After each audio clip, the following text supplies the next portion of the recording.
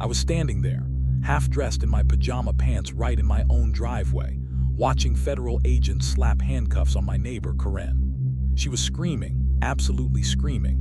I didn't know it was a felony, while clutching my prescription pill bottle like it was about to explode. She honestly thought she was doing everyone a favor, being the neighborhood watchdog.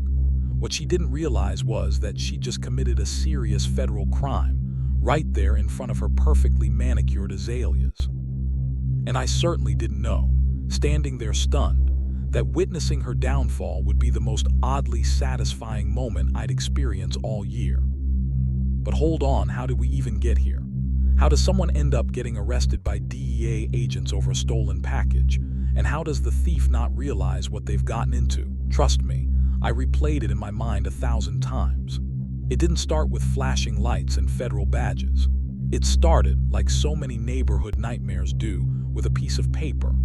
A smug, condescending memo taped to every single mailbox on our street. Apparently, our homeowners association, the HOA, had voted, and I use that term loosely, to put a new community package protection plan into effect.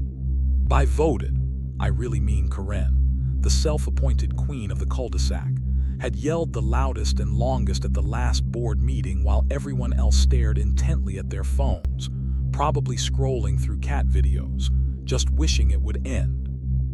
The new rule basically said that any package left unattended or deemed suspicious, whatever that meant, would be taken to the HOA clubhouse for safeguarding.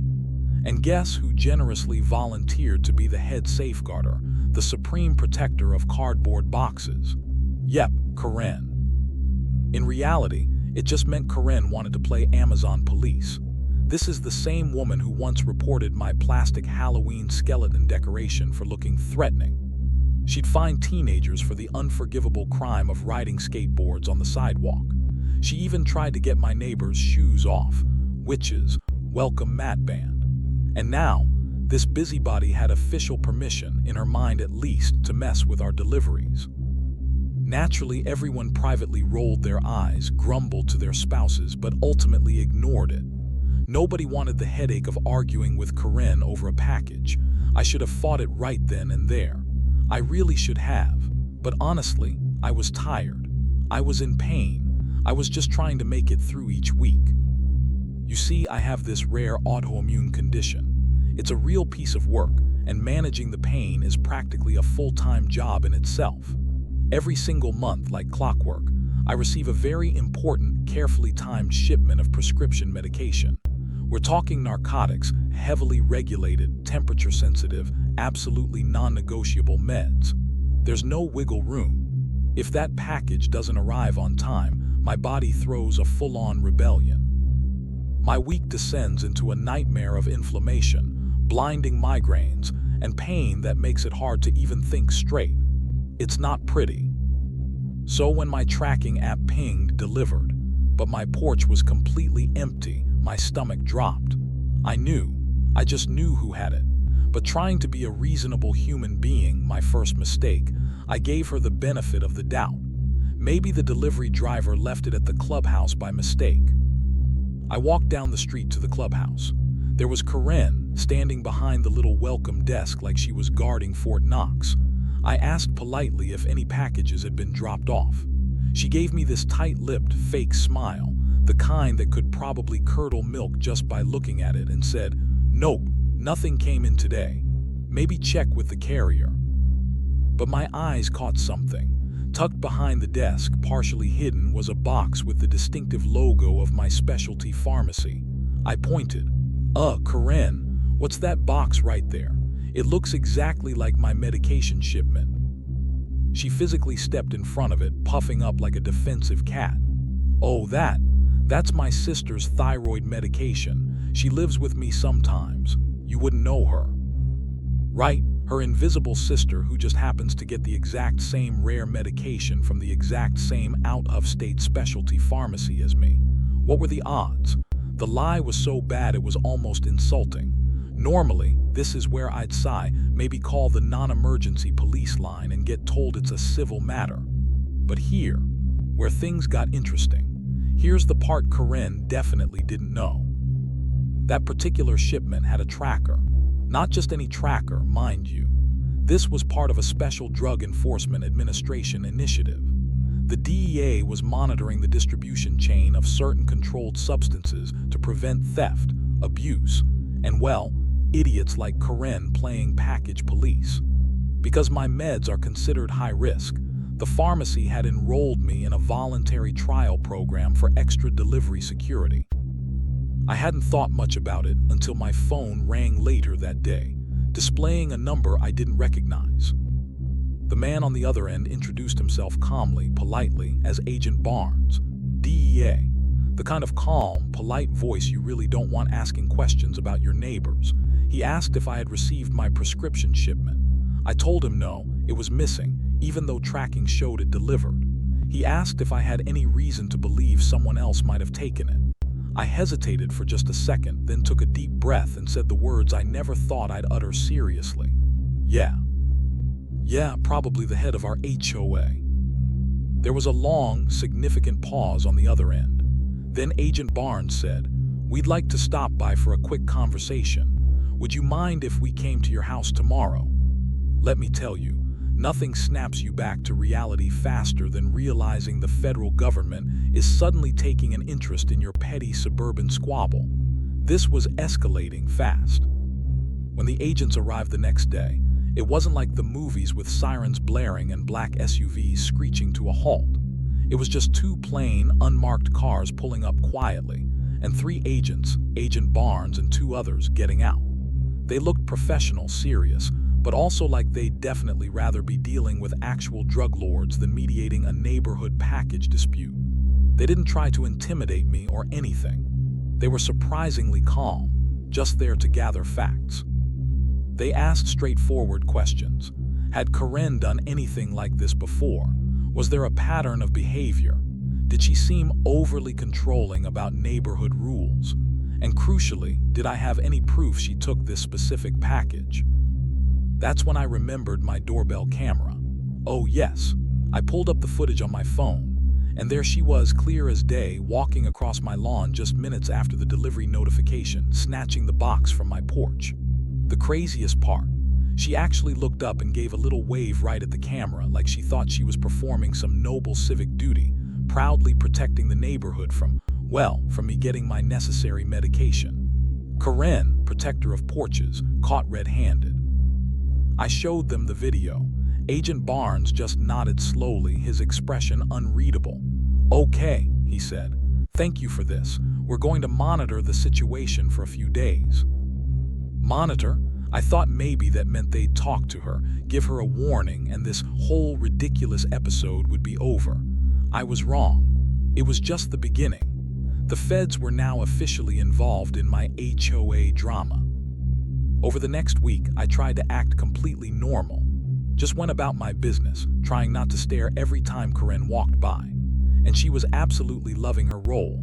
She strutted around the cul-de-sac like she owned the place, radiating smug self-importance. She even doubled down, distributing these passive-aggressive flyers she typed up, warning about suspicious neighbors and the supposed dangers of unregulated pharmaceuticals being delivered to people's homes. She actually told poor Mrs. Levy next door, a sweet elderly woman, that she, Karen, was doing the job the police won't do. Protecting us all from the menace of mail-order prescriptions, I guess. Every time she passed my house, I'd give her a little wave and a tight smile.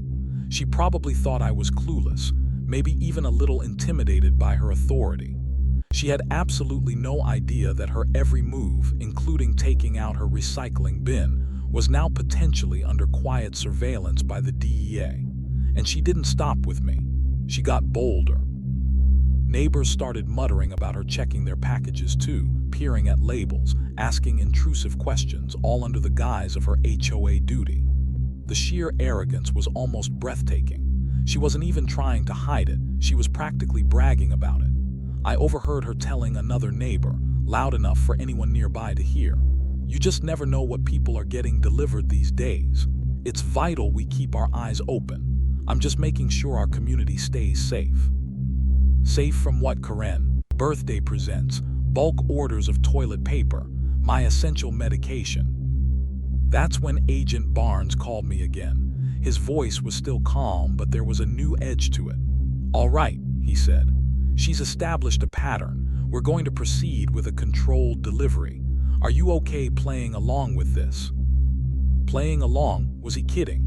After weeks of her nonsense, the stolen medication, the stress, the sheer audacity of it all, I practically grinned into the phone. "Agent Barnes," I said, feeling a surge of adrenaline, "I am way past okay. I think I've been waiting my whole life for this moment." The trap was about to be set. The day of the controlled delivery felt surreal. Everything looked exactly the same: the usual delivery truck, the familiar pharmacy box sitting innocently on my porch. But this package was different. Inside, along with my actual medication, was a tiny, active GPS chip. The shipping label had a hidden layer that could record if it was tampered with, and the box itself contained a sensor that would send a silent alert the moment it was opened. It was like something out of a spy movie, happening right here in sleepy suburbia. The package was dropped off at precisely 10:47 a.m. I watched from my window, heart pounding. It didn't take long. At 10:53 a.m., Karen emerged from her house. No hesitation. She didn't even bother to knock on my door or check if I was home. She just strolled casually across my lawn, wearing flip-flops, carrying a half-finished mimosa in one hand. Yes, a mimosa at 10:53 a.m. on a weekday, scooped up the box like it was her morning paper, and walked back towards her house with it. This time she didn't take it to the HOA clubhouse. Nope. She walked straight into her own garage. My phone buzzed silently in my pocket moments later. The package had been opened. That was the signal. Almost immediately, the unmarked cars reappeared, pulling up swiftly but quietly. The agents moved in, efficient and no nonsense. That's when I put on those pajama pants, walked outside onto my driveway and prepared to watch the show. And what a show it was. The garage door rolled up, revealing Karen standing there, my open medication box in her hand, looking utterly bewildered as federal agents identified themselves. Then came the cuffs, and the screaming. Oh, the screaming. Right there in front of her prize-winning azaleas and the neighbors who were starting to peek out their windows, Karen, the HOA enforcer, the self-proclaimed guardian of community standards, was being arrested. Just when I thought the situation couldn't possibly get any more absurd, any more perfectly theatrical in its ridiculousness, she started yelling something that made my jaw literally drop. I didn't sell it, I just Googled it. She shouted it like that single sentence explained everything, like yelling, "I Googled it," while being handcuffed on your front lawn for stealing federal property would somehow make the DEA agents nod understandingly, apologize for the inconvenience, and pack up their evidence kit. I just stood there, frozen, watching her try desperately to spin this into some kind of bizarre public service announcement gone wrong. 2 agents carefully confiscated my pill bottle, now evidence, placing it into a sealed plastic bag like it was radioactive. Seeing your own essential, legally prescribed medication handled like hazardous waste is a strange feeling, let me tell you. But watching it happen in Karen's driveway instead of mine, that felt like justice, served bizarrely but beautifully. She wasn't crying yet. That apparently came later. First, she was just angry, pure, unfiltered Karen rage. And true to form, she was angry at everyone but herself. She was mad at me for reporting her. How dare I want my medication? Mad at the agents for overreacting.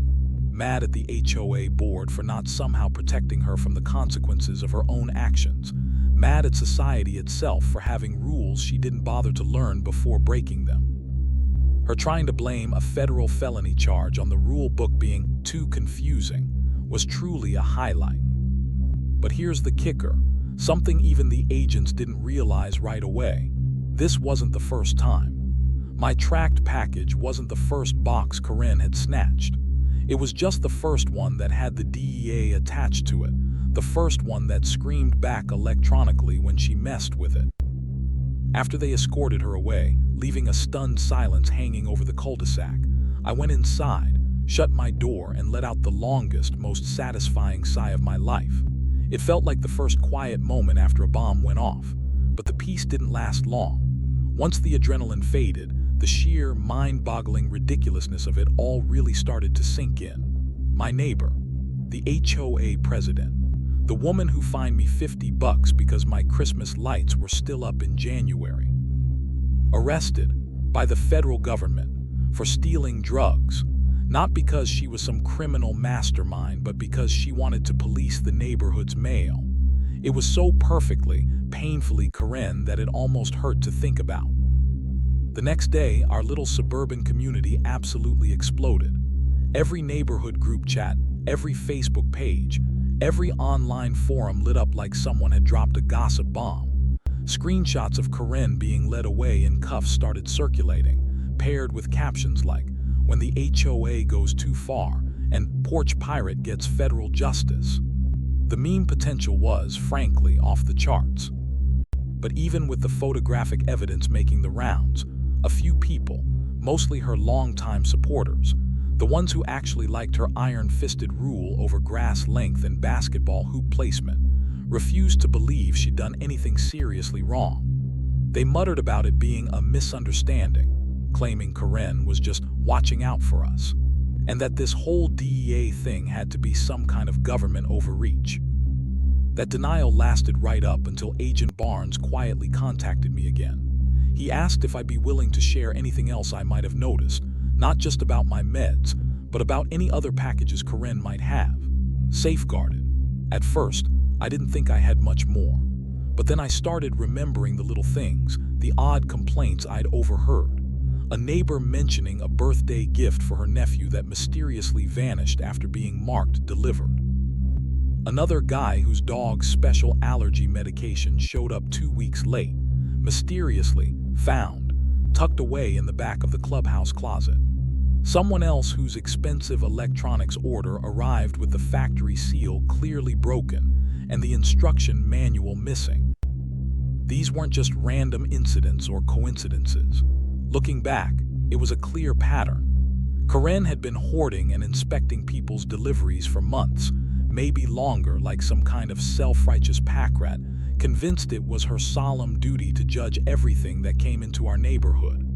The more people started talking, spurred by her arrest, the more stories tumbled out. One woman recounted Karen accusing her of ordering inappropriate books simply because the package arrived in a plain brown wrapper. A man down the street admitted he'd stopped getting his protein powder delivered to the house after Karen once left a passive-aggressive sticky note on his door saying, "Just a reminder, controlled substances are being monitored in this community." She seemed to think she was running Homeland Security, but for multivitamins and workout supplements.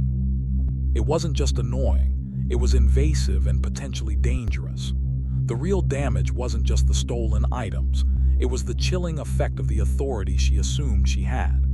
Karen didn't ask, she decided. She didn't check, she judged. And because she was loud and because confrontation is exhausting, people, myself included, I'll admit, had just let her do it. Honestly, watching her try to justify it all while in handcuffs, what would you have felt in that moment? Let me know below. This whole situation was spiraling, and I had a feeling it was far from over. While the neighborhood group chats were buzzing and memes of Karen in cuffs were making the rounds, the HOA board itself tried to pretend nothing major had happened. They went completely silent.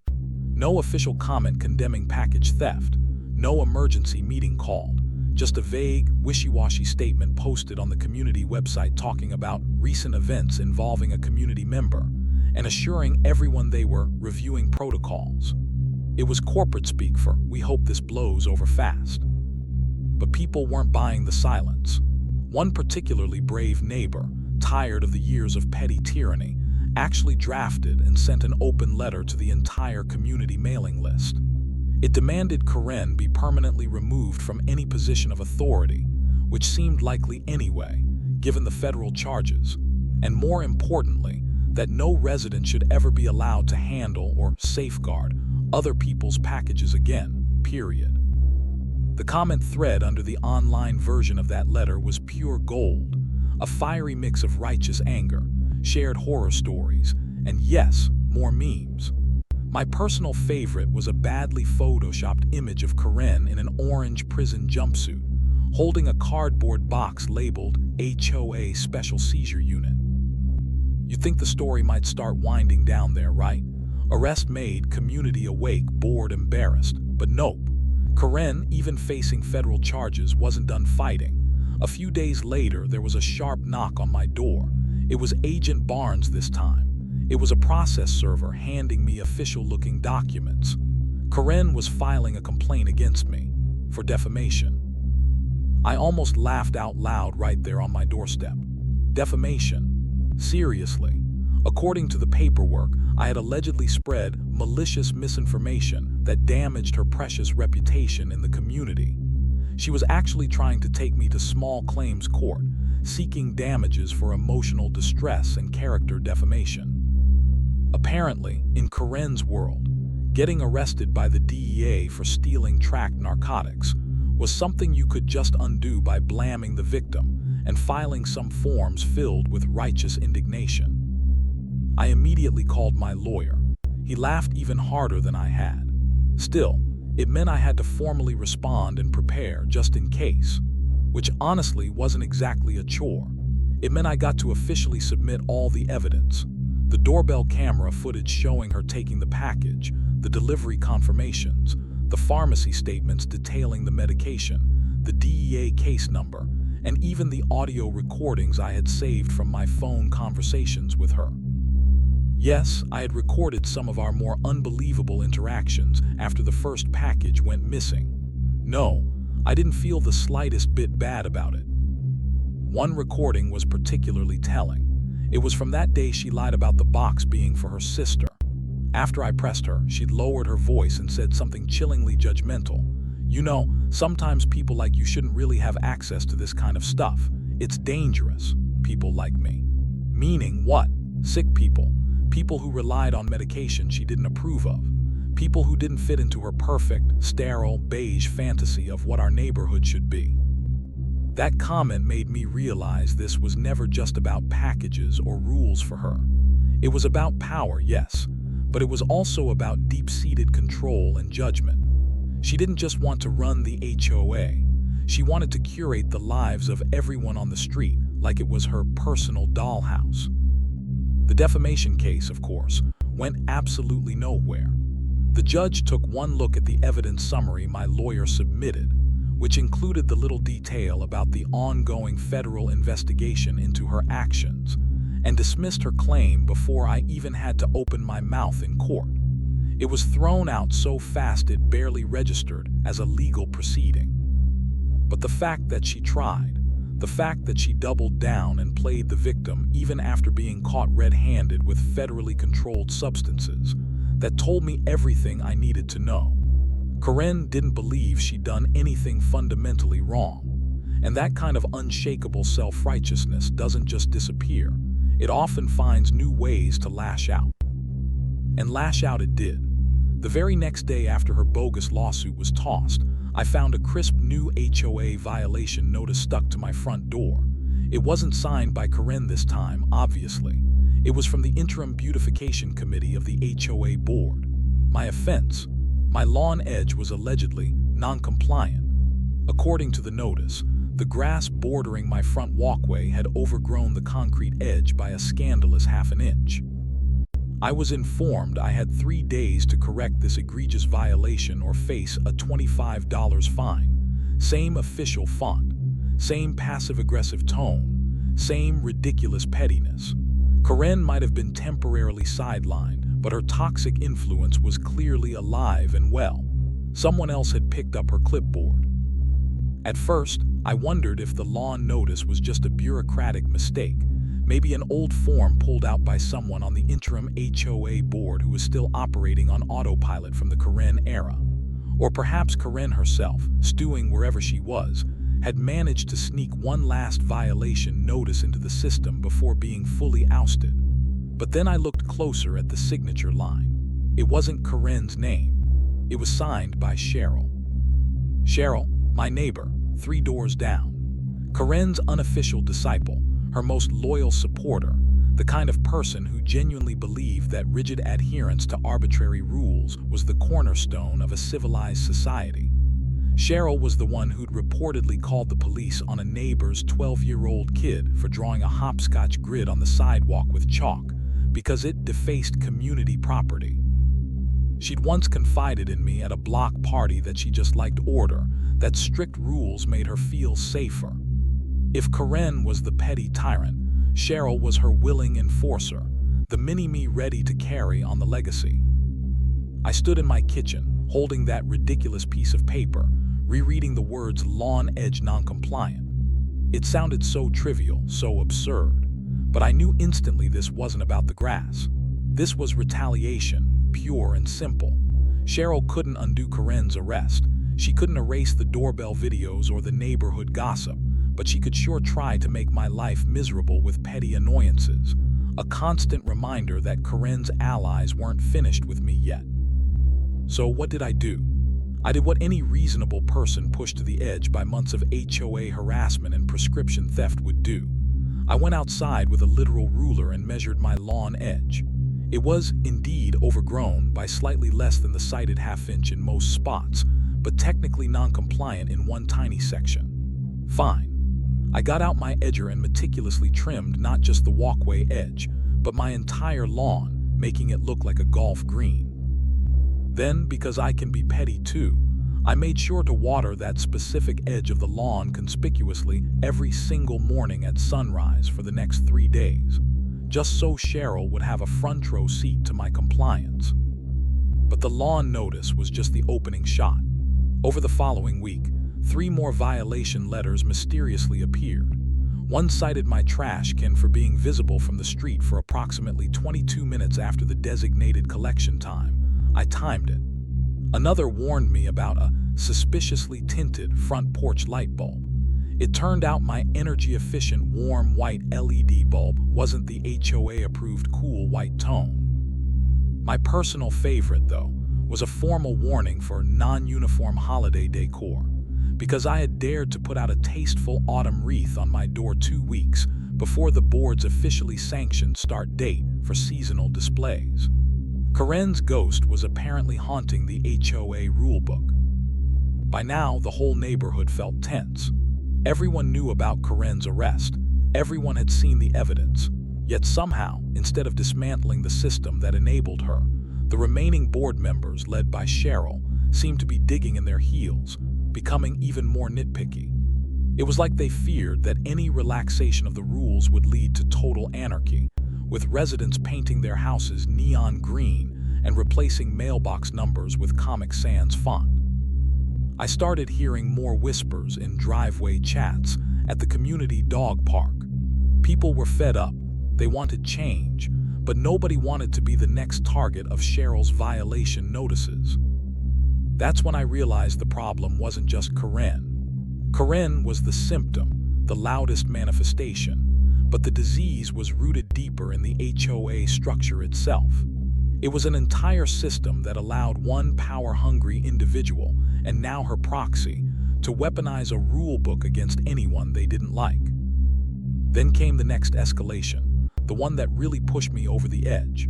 One morning, a certified letter arrived.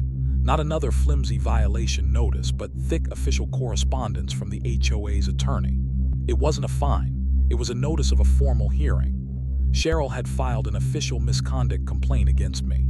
She was accusing me of creating a hostile environment within the community and threatening the unity of the HOA through inflammatory public comments. I almost choked on my coffee. Inflammatory public comments. The only public things I had done were email the board factual proof of Karen stealing my DEA-tracked medication and upload my doorbell video to a private neighborhood forum thread only after someone baselessly claimed Karen must have been framed. I hadn't named names beyond Karen, who was already public knowledge. I hadn't attacked the board directly online. This was their next play, legal intimidation disguised as HOA procedure. I had a choice. Ignore it, let Cheryl and the board control the narrative and probably face some bogus sanction, or fight back, risking becoming their permanent public enemy number one. I chose option 3. I called my lawyer again and said, "Okay, gloves off. Let's go nuclear." I spent the next few days gathering everything. Every violation notice, every email exchange, every delivery confirmation, every timestamped photo, the court dismissal of Karen's joke of a lawsuit, the audio recordings. I compiled it all into a meticulously organized timeline, complete with exhibits, which I privately titled The Suburban Saga of HOA Mismanagement and Federal Mail Theft. My lawyer, who had initially found the whole Karen situation darkly amusing, stopped laughing around page 14 of my evidence binder. By the time I showed him the official notice about the DEA's controlled delivery and Karen's subsequent arrest report, he just leaned back in his chair, shook his head, and said, "You know, most people in your situation just complain on Facebook. You've basically built a federal case against your neighbor and now a civil rights case against your HOA." I didn't go to that HOA hearing alone. I brought my lawyer, my binder thicker than a phone book, and printed statements from 3 other neighbors who had finally agreed to go on record about their own experiences with unfair fines and package interference under Karen and Cheryl's watch. Cheryl was there, of course, seated at the head of the long conference room table, looking severe, like she was presiding over a very important, very angry book club meeting. She opened the hearing with a long, rambling monologue about community values, respecting leadership, and the importance of following proper channels. Then she read a paragraph from her complaint, accusing me of escalating neighborhood conflict through sarcasm and subversive behavior online. I couldn't help but smile slightly. If sarcasm was an HOA crime, I probably deserved a lifetime ban. When it was finally my turn to speak, I didn't yell, I didn't raise my voice. I simply stood up, opened my binder, and calmly, methodically read my list. Incident by incident, the initial package theft, the lies, the doorbell footage, the DEA involvement, the controlled delivery, the arrest, Karen's failed defamation suit, and then the wave of petty, retaliatory violation notices signed by Cheryl. I presented the neighbors' statements. I laid out the clear timeline of harassment. I asked the board members sitting there how a serious issue like prescription drug theft by their president had somehow morphed into me being put on trial for a non-compliant lawn edge and a fall wreath. I asked them why none of them had addressed the root problem, the abuse of power, but had instead allowed Karen's proxy to continue her crusade of petty vengeance. And then, looking directly at Cheryl and the other board members, I asked them a question that seemed to land with more weight than I expected. Is this really the kind of neighborhood you want to live in? Is this the legacy you want to leave? One where having a chronic illness is treated like suspicious behavior, where federal crimes committed by your own leadership get swept under the rug, and where anyone who speaks up gets buried under an avalanche of nitpicking fines and baseless complaints? What kind of community were they actually protecting with all this? The room was silent for a long moment. Cheryl cleared her throat, shuffling her papers, trying to regain control, maybe pivot back to the lightbulb infraction. But it was too late. You could feel the mood in the room shift. The other board members weren't looking at me with hostility anymore. They were looking at Cheryl and then at each other with dawning realization. They finally saw it, the whole ugly pattern, the petty tyranny, the ridiculous obsession with control that had infected their little suburban kingdom. A motion was made, not about me, about Cheryl. A vote was called to remove her from her position on the interim board, effective immediately. The vote was 6-1. The only dissenting vote was Cheryl herself, who abstained with a dramatic sniff and muttered something under her breath about people just not appreciating structure anymore. As my lawyer and I packed up our binder and left the conference room, something unexpected happened. A few neighbors who had been waiting nervously outside the door actually started clapping, quietly but definitely clapping. One of them, Mrs. Levy, slipped me a folded piece of paper as I walked past. Later, I unfolded it. It was a childlike drawing of a stick figure resembling Karen behind bars, holding a wilting flower wreath. Underneath, it said, "Fall of the HOA." I laughed out loud. a real relieved laugh all the way home. That night, I poured myself a generous drink, sat on my front porch, my legally wreath-adorned, correctly lit front porch, and watched the sunset. For the first time in months, there wasn't a single pending HOA violation notice hanging over my head. I thought, finally, maybe the worst was truly behind me. But the next morning, an email landed in my inbox. It was from an unknown, anonymous address. There was no message in the body, just a single attachment. I clicked on it. It was a blurry photo, clearly taken from a distance, showing me walking into the HOA clubhouse a couple of weeks prior. Underneath the photo was a simple, chilling caption, "Still watching." My first reaction to that creepy email was annoyance mixed with a weary kind of disbelief. Was this some pathetic parting shot from Cheryl? Or maybe Karen, finding new ways to be a menace from afar? The photo itself wasn't overtly threatening, just grainy footage of me entering the clubhouse, probably on the day I went to retrieve some other package they'd wrongly intercepted before the big DEA takedown. But the intent behind sending it was unmistakable. Whoever sent it wanted me to feel uneasy, to know that even after winning the battle at the hearing, someone was still lurking, still obsessed, still watching.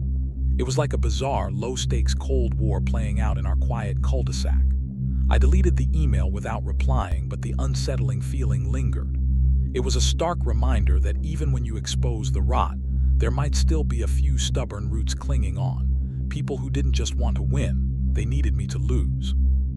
The weeks that followed were strangely quiet, almost unnaturally so. Karen's house sat dark and silent, blinds perpetually drawn, mailbox overflowing with junk mail. Word was she'd gone to stay with relatives out of state while the legal process crawled forward.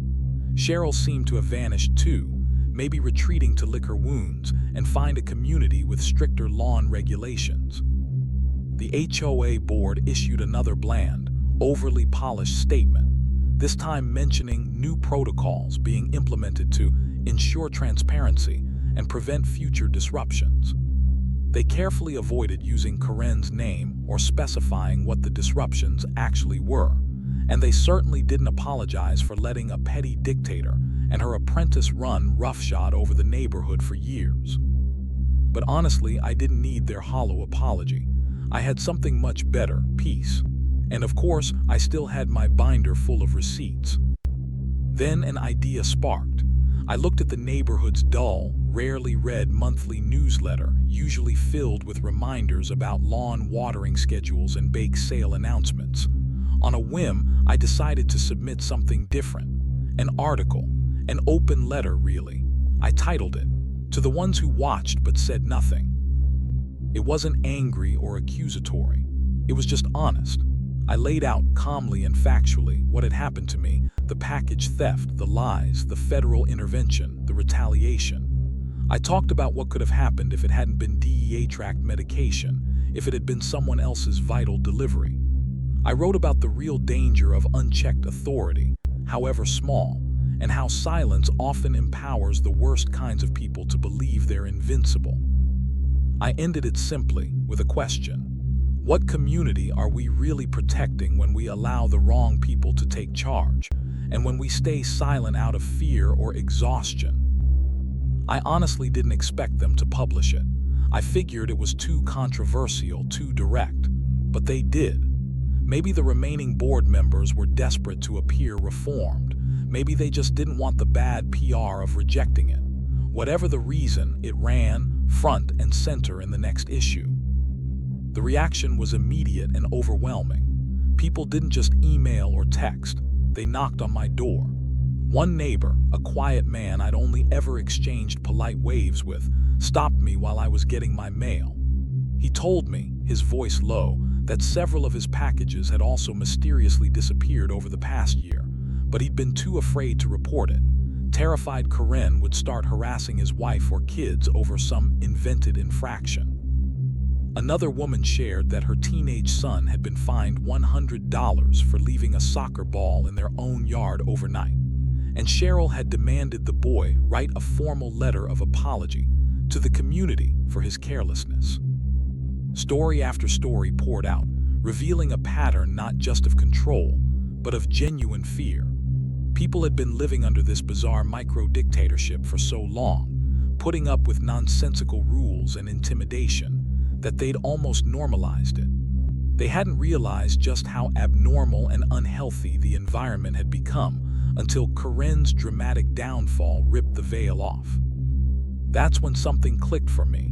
This wasn't just about getting revenge on Karen or surviving Cheryl's pettiness anymore. This was about actually fixing the broken system.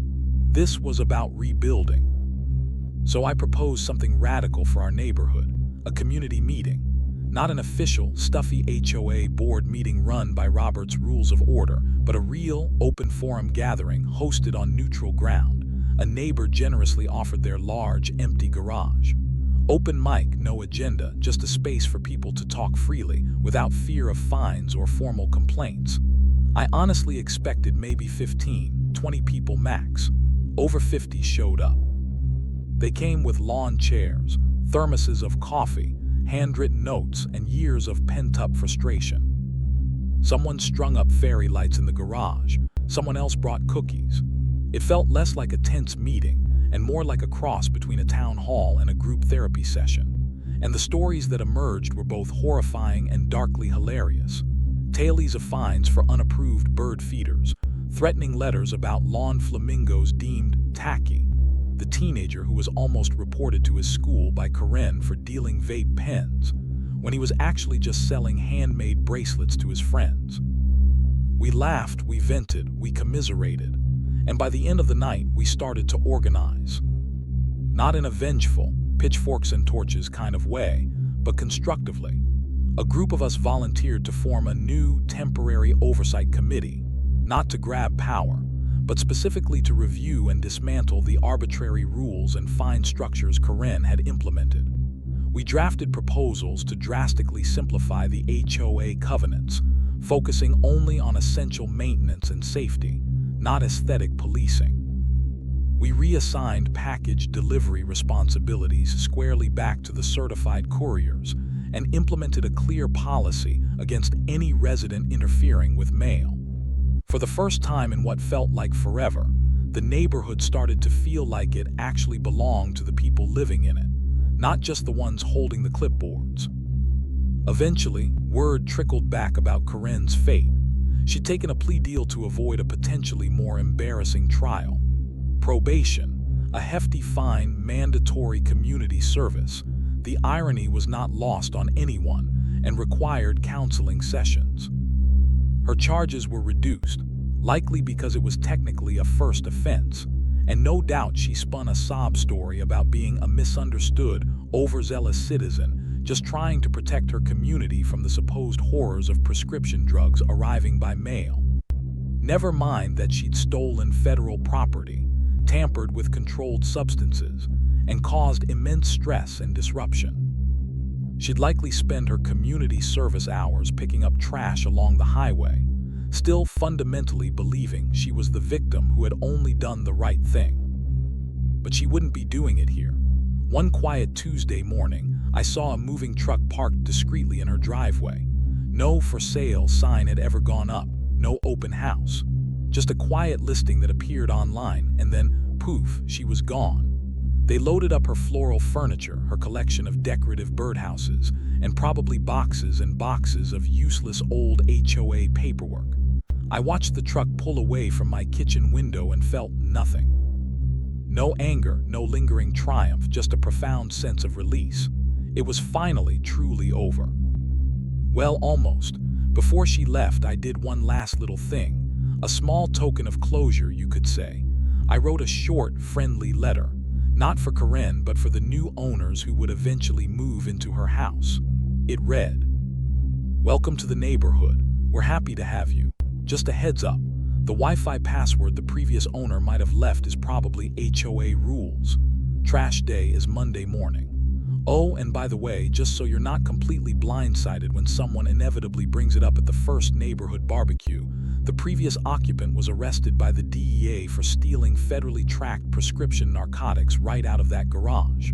Crazy story. Anyway, welcome again. Your neighbor down the street, my name and number. I figured they deserved the unvarnished truth. And as for me, I got my quiet life back. My medication arrives every month now, delivered securely, requiring my signature. My lawn edges are exactly as fuzzy or sharp as I want them to be. My porch proudly displays string lights practically year-round. And every so often when I'm sitting out there, just sipping my coffee and listening to the normal, blessedly uneventful sounds of suburban life, lawnmowers, kids playing, dogs barking, I remember the chaos. The whisper war, the ridiculous fines, the stolen packages. The woman who genuinely thought her HOA badge gave her the right to play God with our mailboxes. And every now and then, when someone new moves onto the block, I tell them the story. Not the exaggerated internet version, but the real one.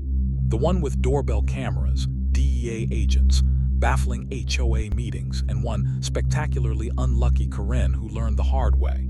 You don't mess with people's mail, and you really don't mess with their meds.